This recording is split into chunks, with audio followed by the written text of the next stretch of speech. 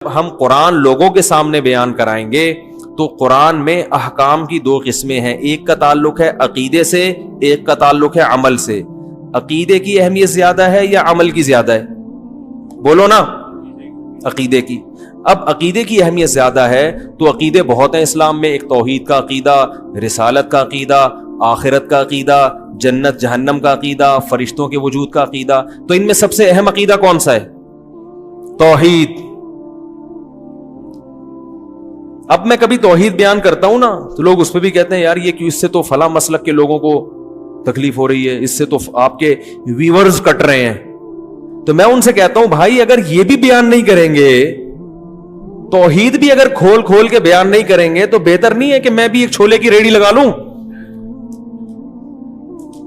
کیا ہو گیا؟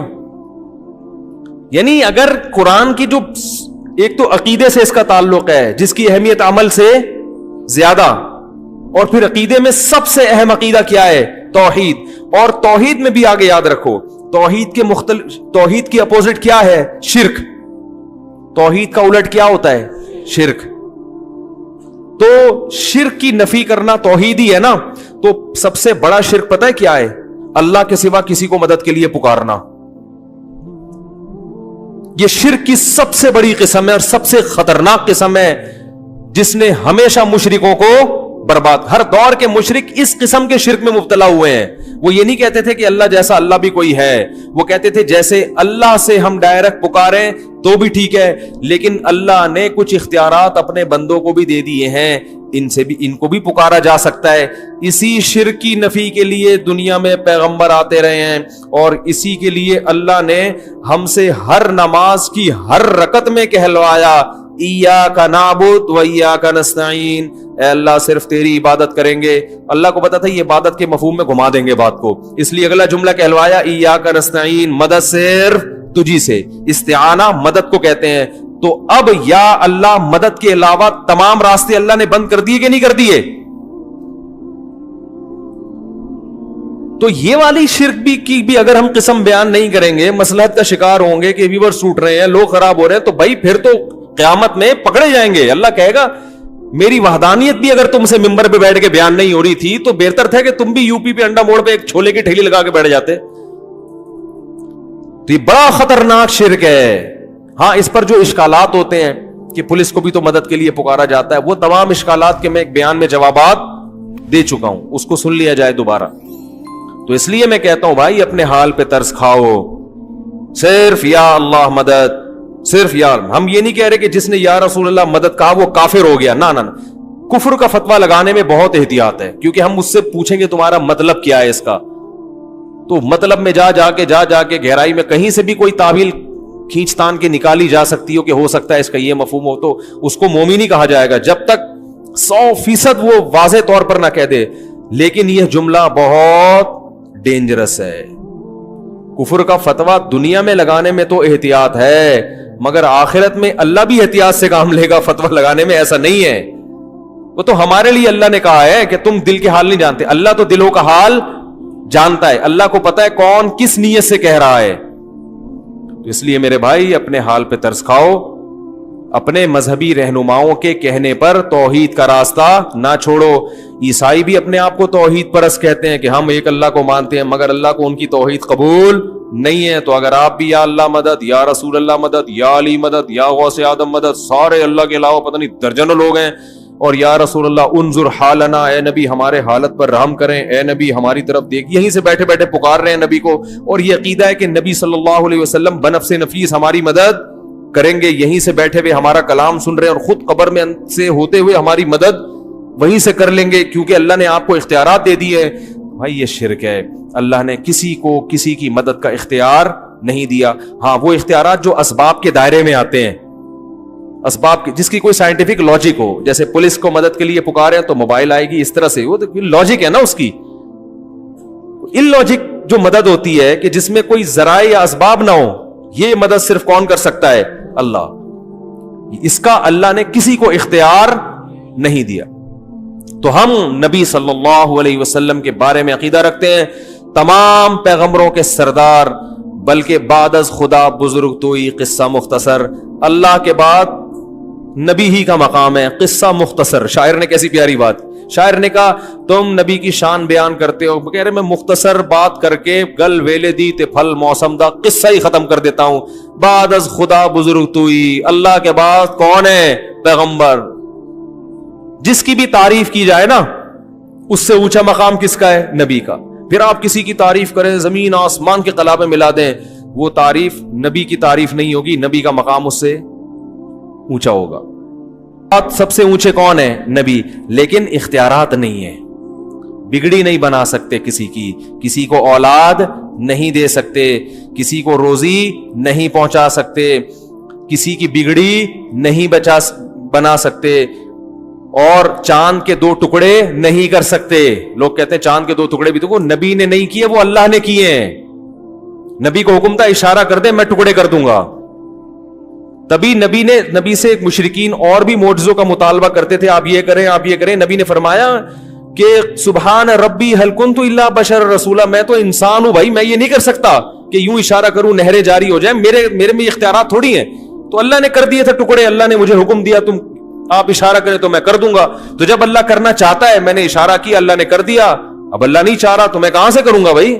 نہیں ہو سکتا. یہ جگہ جگہ نفی کی گئی ہے, جگہ جگہ نفی کہ میں نہیں کر سکتا, میں انسان ہوں. وَلَوْ كُنْتُ عَالَمُ الْغَيْبِ لَاسْتَكْثَرْتُ مِنَ الْخَيْرِ, اگر میرے پاس اللہ کی طرح غیب کا علم ہوتا, مجھے سب پتا ہوتا مستقبل میں کیا ہونے والا ہے, تو مجھے تو کبھی کسی قسم کا کوئی نقصان ہوتا ہی نہیں. یہ میں قرآن کی آیتیں پڑھ رہا ہوں آپ کے سامنے, 2 ٹوک عقیدہ قرآن نے بیان کیا, اس میں کوئی کنفیوژن باقی نہیں رکھی ہے. ما کانا کا وما یکونو, جو پہلے ہو چکا سارا کچھ نبی کو اس کا بھی علم تھا, جو بعد میں ہوگا اس کا بھی علم تھا. تو غلط ہے بھائی یہ عقیدہ. جتنا اللہ نے بتا دیا اس کا نبی کو علم ہے. ہاں وہ اللہ نے ہم سے بہت زیادہ بتایا ہے. علماء مثال دیتے ہیں کہ ہمارے علم اور نبی کے علم کی مثال دریا اور قطرے کی ہے. جیسے دریا میں ایک قطرے کی نسبت دریا کی طرف ہو تو کوئی حیثیت ہے, تو اتنا اللہ نے علم دیا ہے نبی کو ہماری نسبت. لیکن اللہ کے علم اور نبی کی مثال پھر دریا اور قطرے کی ہے. سمجھ رہے ہیں؟ کتنی جگہ قرآن میں آتا ہے یسألونک عن الساعہ, یہ لوگ آپ سے پوچھتے ہیں قیامت کب آئے گی, نبی کہہ دو علمھا عند ربی, مجھے نہیں پتا کب آئے گی, اللہ کو پتا ہے.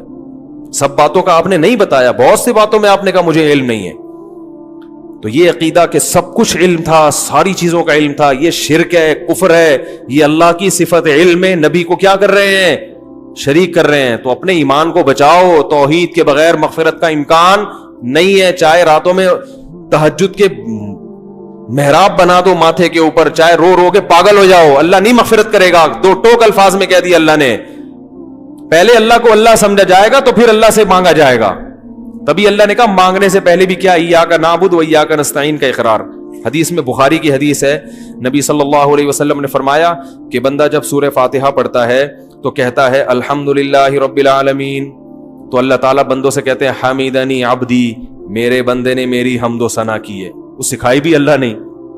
جب کہتا ہے الرحمن الرحیم تو اللہ کہتے ہیں اثنا علی عبدی, میرے بندے نے میری ثنا خوانی کی ہے, مجھے رحمان اور رحیم کہہ کے پکارا ہے.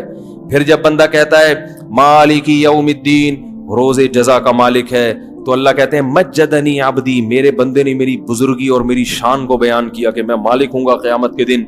پھر انسان کہتا ہے, جب مسلمان نماز میں کہتا ہے ایاک نعبد و ایاک نستعین, اے اللہ صرف تیری عبادت کریں گے, صرف تجھ سے مدد مانگیں گے. تو اللہ کہتے ہیں ھذا بینی و بین عبدی, یہ میرے اور بندے کے درمیان ایگریمنٹ ہو گیا ہے. یہ کیا ہو گیا ہے؟ اس نے وعدہ کر لیا ہے, اب اس وعدے کے بدلے میں اس کو کیا دوں گا. ولی عبدی ما سأل, اب یہ دعا مانگنے کے قابل ہوا ہے, اب جو مانگے گا دوں گا اس کو. اس ایگریمنٹ کے بغیر اللہ نہیں دے گا. ولی عبدی ما سأل, اب یہ کیونکہ پچھلی امتیں اسی لیے تو ہلاک ہوئی ہیں, اللہ سے بھی مانگ رہے ہیں, حضرت عیسیٰ ابن مریم سے بھی مانگ رہے ہیں, عزیر کو ابن اللہ کہہ دیا, تو اب اللہ سے بھی مانگ رہے ہیں, درباروں پہ جا کے بھی مانگ رہے ہیں. نوح علیہ السلام کی جو قوم تھی اللہ سے بھی مانگتی تھی, بتوں سے بھی جا کے مانگتی تھی. تو اللہ نے کہا یہ والا مجھے یہ انداز پسند نہیں ہے. تو پہلے ہم سے ایگریمنٹ کروا لیا, اور دیکھو نماز میں تلاوت ضروری ہے، جہاں سے چاہے پڑھو، لیکن ہر نماز میں اللہ نے پہلے کہا کہ یہ پڑھو گے تو پھر آگے پڑھنے کی اجازت دوں گا. یہ پہلے ہر سورہ فاتحہ جتنی پڑھی جاتی ہے نا، اتنی کوئی سورت پڑھی نہیں جاتی ہے. ہر نماز میں، ہر رکعت میں، تراویح میں 20 رکعتوں میں ہم ہر دفعہ تھکتے نہیں ہیں. لوگ کہتے ہیں یار اب یہ تو سن لیے نا، بچپن سے سنتے آ رہے ہیں، آگے چلو. اللہ کہتے ہیں نا نا نا نا نا جب تک زبان سے یہ ایگریمنٹ نہیں کرے گا نا کہ تجھی سے مانگوں گا کسی اور سے نہیں، اس وقت آگے چلنے ہی نہیں دوں گا میں تجھے. 20 کیا 40 بھی پڑے گا تو ہر دفعہ یہی پڑھنا پڑے. پھر تہجد میں اٹھے گا پھر یہی پڑھنا پڑے، فجر کی 2 سنتیں میں پھر یہی ایگریمنٹ، مرتے دم تک یہ ایگریمنٹ تجھ سے کرواتا رہوں گا. اور ہم نماز کے سلام کے بعد اسی ایگریمنٹ کی دھجیاں اڑانا شروع کر دیں. کتنی بڑی اللہ کے غضب کو دعوت دینے والی بات ہے. تو حدیث میں آتا ہے، بخاری کی حدیث، نبی نے فرمایا کہ انسان جب کہتا ہے اللہ تیری عبادت تجھ سے مدد، تو نبی نے فرمایا اللہ فرشتوں سے کہتے ہیں ولی عبدی ما سال، اب مانگ. پھر اللہ کو پتا تھا کہ الٹی سیدھی چیزیں نہ مانگنا شروع کر دے نا. اتنا اہم موقع ہے، اللہ کی رحمت جوش میں ہمیں اختیار دے دیا جاتا تو ہم کہتے ہیں اللہ تھوڑی تنخواہ بڑھوا دے میری. اے اللہ ذرا ٹرائی کیا ہوا ہے، مان نہیں رہے ابا اس کے، منوا لے. اے اللہ یہ کر دے وہ کر دے، بحریہ ٹاؤن میں 3 پلاٹ دلا دے. یہ دنیا کے کھلونے مٹی کے، ان پہ ہم عاشق ہو جاتے. تو اس لیے اللہ نے کہا کہ اتنا بڑا ایگریمنٹ کیا، میرا دل اتنا خوش کیا، تو اب بڑی چیز مانگو.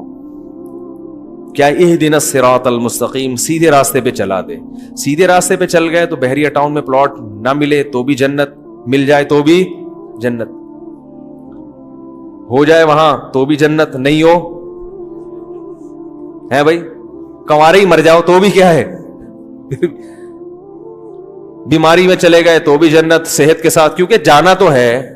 بحریہ ٹاؤن کا مالک بھی جائے گا ایک دن، بیچارے کا جنازہ بھی اٹھے گا. لوگ آج بحریہ ٹاؤن میں 2-4 پلاٹ ہوں، ہر ایک کو پتا ہے میرے بھی ہیں، اور جس کے نہیں ہو تو وہ یہی غم میں کھا رہے ہیں یار میرا ایک بھی نہیں ہے، اس کو یہی غم کھائے جا رہا ہے.